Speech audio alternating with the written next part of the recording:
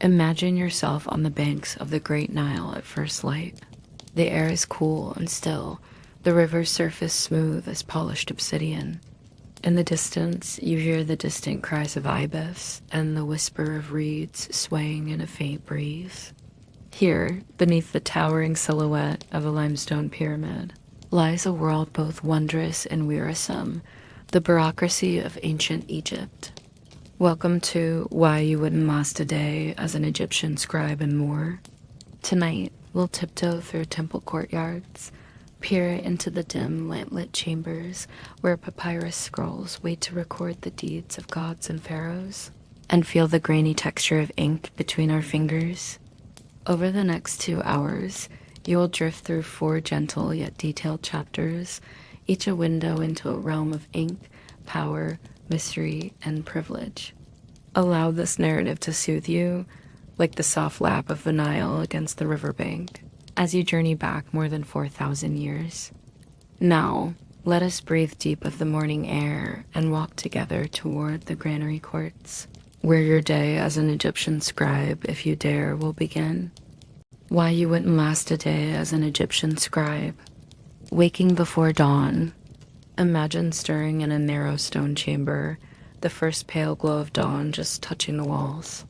The cool mist from the river clings to your skin, and your breath drifts in small clouds as you rise. Outside, the air is thick with the faint call of ibis white birds that wheel above the river in ceramic-like arcs. You pull on a rough linen kilt and step barefoot onto the dew-damp stones of the courtyard. With each footfall, you feel the chill underfoot and the wet residue of last night's condensation. In the hush before the sun, you trace the worn path to the granary courts, where sacks of barley form silent, looming towers against the pale sky. Grinding and mixing pigments. Your first task is to prepare the ink. You settle at a low bench piled with ceramic bowls, bone dust from cattle knuckle bones, ash from burned reeds, and a bucket of Nile water that has grown stale overnight. You scoop a handful of fine white bone dust, pressing it between your fingers until it forms a soft powder. Next comes the ash dark, gritty, and slippery beneath your fingertips, and then the water, which you pour in slow, measured drips. The mixture turns to mud-like paste, its surface rippling with tiny air bubbles. A faint tang of ammonia rises, hinting at the water's stagnation. You press the paste against a polished stone slab, grinding until the pigments blend into a smooth, matte black. Imagine your fingers chapped and stained, sliding across the cool stone again and again, each turn of the wrist promising a uniform hue, endless hieroglyphic copying. With your reed brush in hand, you settle onto a low stool before a roll of papyrus. The scroll unravels before you like a sandy shore. Your shoulders ache from the slight forward bend. Your spine, already stiff from the morning's chill, protests each hour you remain hunched. Each symbol requires careful strokes, an eye here, a curled loop there, each gesture precise under the unblinking gaze of your overseer. One misplaced stroke could condemn you to hours of erasing or, worse, a public reprimand. Feel the dull thud of your heart in your ears as you trace the curves of Osiris' feathered headdress, or the swoop of the vulture as wing for a nickbet. Your wrist grows heavy, the papyrus fibers rough against your skin, and yet you must continue, line after line, until the sun climbs high overhead. Navigating eyewitness testimonies. By late morning, you are called to transcribe witness statements for a temple dispute. You listen to hushed voices in a shadowed chamber, farmers accusing craftsmen of theft, priests quarreling over sacrificial offerings. Each testimony carries fear, whispers of fines, lashes, or worse. You steady your hand as you commit these words to papyrus, knowing that your careful transcription could determine another's fate. Imagine the weight of each sentence, the burden of capturing truth under the stern eyes of court officials. The scribe's lunch. As the sun presses down, you break for a meager midday meal in the courtyard. You bite into a dry barley cake, its texture coarse and crumbly, washing it down with lukewarm goat's milk. The milk leaves a sour tang on your tongue and lingers like a memory of damp moss. Around you, fellow scribes sit on stone ledges, their voices low and tired. No fragrant loaves of bread or spiced meats here, only the staples that sustain your calloused hands through the long, ink-dark hours. It's our first chapter, a glimpse of the relentless rhythm that greets any would-be scribe in ancient Thebes. If you feel your eyes growing heavy, allow the steady cadence of your breathing to match the slow dripping of ink from brush to papyrus. The rise and fall of Anktaifi, a provincial governor's turmoil. Early years, from nomad to governor. Imagine yourself born not within the cool stone walls of a temple, but beneath a shifting tent flap on the open plains of Upper Egypt. Your earliest memories are of dust storms sweeping across campfires, the crackle of reeds bending under hoof, and the taste of roasted antelope on your tongue. As a youth, you showed a rare precision measuring grain, tallying livestock, and inscribing rudimentary tallies into clay tags. Drawn by opportunity, you journey downriver to Hierakonpolis, a bustling hub of traders and priests. Here, the scent of date palms mingles with the tang of beer from local breweries. You catch the eye of the regional Namark provincial governor, who sees in you both shrewdness and loyalty. Picture the moment you stood before him in a courtyard warmed by the sun, your rough-spun linen shifted beneath the pale light, your palms anointed with oil to hide the calluses of your past. With measured words and unwavering gaze, you pled your service, and so began your ascent. The first intermediate period, famine and civil war. Now, imagine the throne in Memphis overturned, central authority fractured, and the land gripped by hunger. The granaries you once measured now stand empty, their wooden shutters hanging loose. Each dawn brings whispers of famine, families wandering in search of grain. As governor, you marshal what remains, convoys of donkeys laden with gleaned wheat, escorted by sandaled guards whose spears catch the sunrise. Feel the tension in every council meeting, priests chanting propitiations, merchants demanding relief, and neighboring governors eyeing your stores with envy. The horizon flickers with campfires from rival factions, and the distant crack of spears echoes through the dawn mist. In desperation, you open your own stores, distributing grain at a loss to keep your people fed. Imagine the hollow ache in your chest as you watch sallow children clutch barley cakes, their eyes reflecting both gratitude and dread.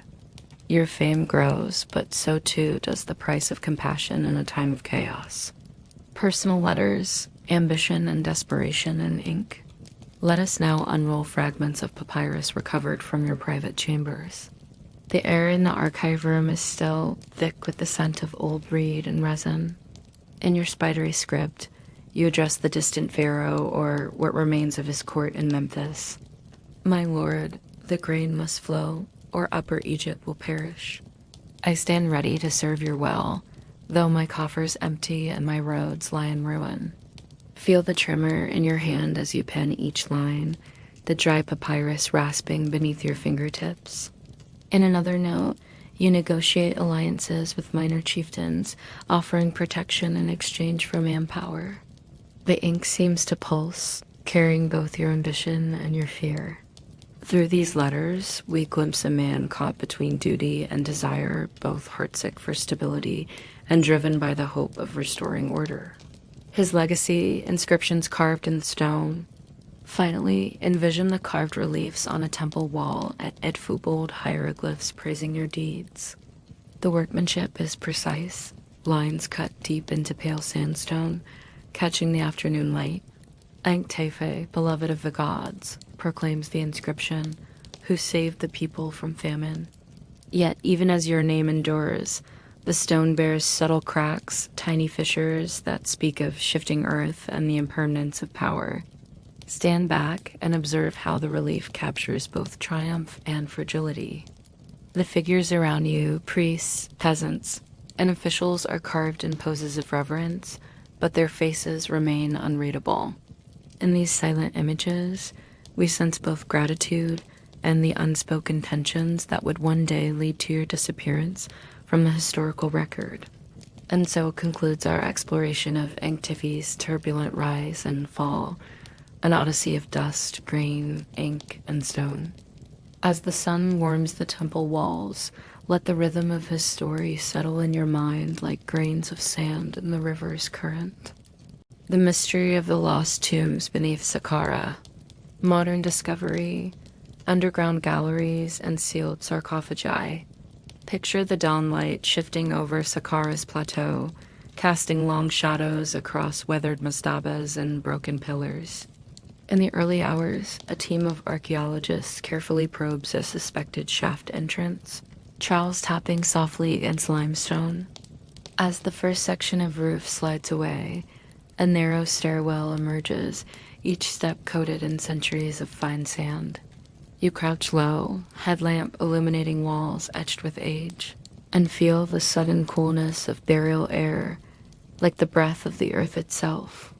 At the bottom, you discover a chamber door, a monolithic slab carved with faint offering scenes. With deliberate care, the team pushes it aside, revealing a low gallery lined with sealed sarcophagi. The stone coffins rest on raised plinths, their lids bearing the faded likenesses of long-forgotten nobles. In that hush, time seems to stand still, two distinct worlds converging in a moment of fragile revelation.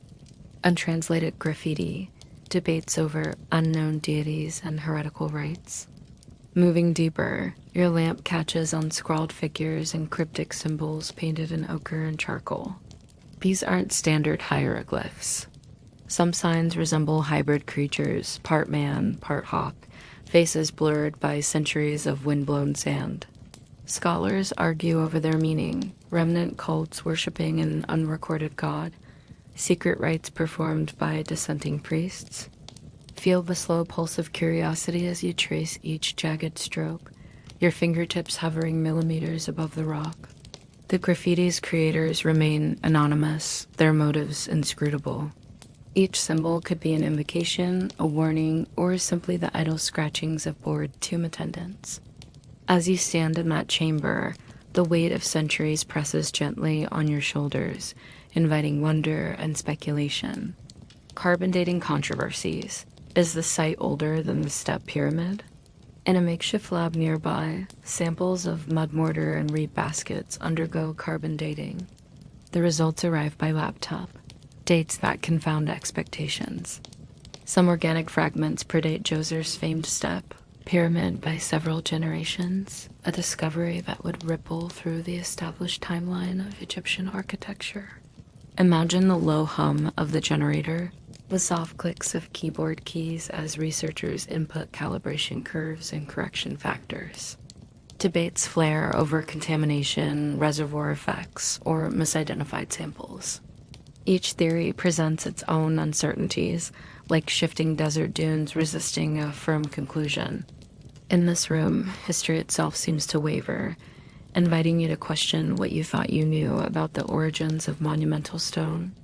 Theories, secret priestly sects, hidden libraries, and lingering curses. Finally, let your mind drift to the tangled web of theories surrounding these hidden galleries. Some believe they served a clandestine order of priests who preserved banned texts as scrolls of forbiddance, rituals, and alternative creation myths. Others whisper of a sunken library, its papyrus tomes dissolved by groundwater, leaving only echoes in graffiti and fractured pottery. And then there are the tales of curses, gentle warnings carved beneath sarcophagi. Disturb not what sleeps below. Though most scholars dismiss such inscriptions as later tourist additions, the stories persist, weaving a tapestry of awe and caution. Imagine the soft rustle of your robe as you step back, the flicker of your lamp creating dancing shadows on the walls, and the echo of your own heartbeat mingling with the slow drip of condensation. In that moment, you are both explorer and guest in a realm older than memory itself. Thus concludes our descent into the lost tombs of Saqqara, a world of stone, sand, and silent questions that linger like distant stars. Allow the hush of these underground halls to lull your thoughts as you rest between breaths. When you're ready to return above and step into the polished halls of pharaonic power, we will ascend together into the radiant courts of Egypt's elite. Ascend now from the hidden depths and let the warm desert sun guide you to the grandeur of the royal palace.